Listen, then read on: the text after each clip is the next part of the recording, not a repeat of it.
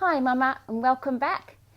Have you been breastfeeding for a while and although you've mostly loved it, you've felt torn between continuing and weaning? I so hear you if that is you. So today I'm sharing my top tip for weaning, something that I did with the last 3 or 4 of my babies.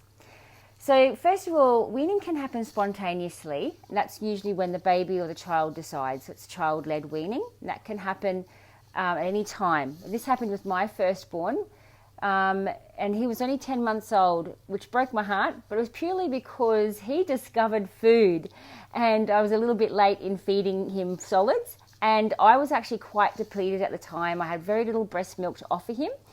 By that point, I'd lost a lot of weight and I wasn't nourishing myself at all, really. Being 20 years old, I was, just didn't have that awareness. But weaning can also happen when there's breastfeeding issues and challenges also. And, if you aren't ready, but it's happening, it can take a really good cry to release that grief because it is, quite a heartfelt thing. And then there's the weaning that you just need to do, mostly because, you start to feel that it's a little bit more annoying than joyful, right? But the decision to do that can be so hard. It can be really tug on the heartstrings. Well, here's one thing I used to do when I'd finally made the decision to wean.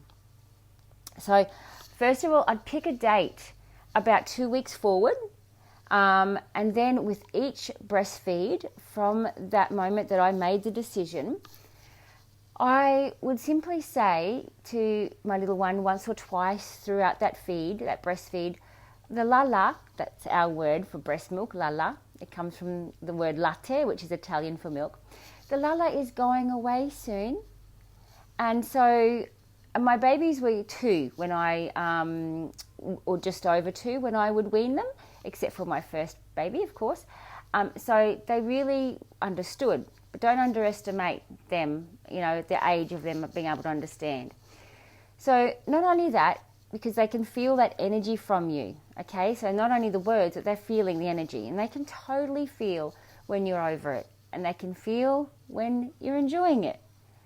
So the key is to make that definite decision, because when you make it in here, and yes, you still might have a moment of wavering. I had plenty of those moments, especially with my last baby. It was like, oh no, I want to keep it going, but at the same time, I want to stop. It's when it's time. It's a clean decision, and you've given yourself a date. So by telling your little one what's coming, and it's being loving and respectful to them. And then on that last day where you both might have a cry together, it's a big deal. This is what you can do. You can say thank you to your little one for having that beautiful breastfeeding journey. Thank you to your breasts with your little one there. Thank you to all the lovely milk over this time that they've had and that's been produced. And there's no more lala now. It's all gone. So it's a really gentle way. You can also start showing this weeks before with a cup of water, for example. When they might drink the water, you can hold the cup up and tip it and sort of say, it's all gone, all gone. So they understand it's empty.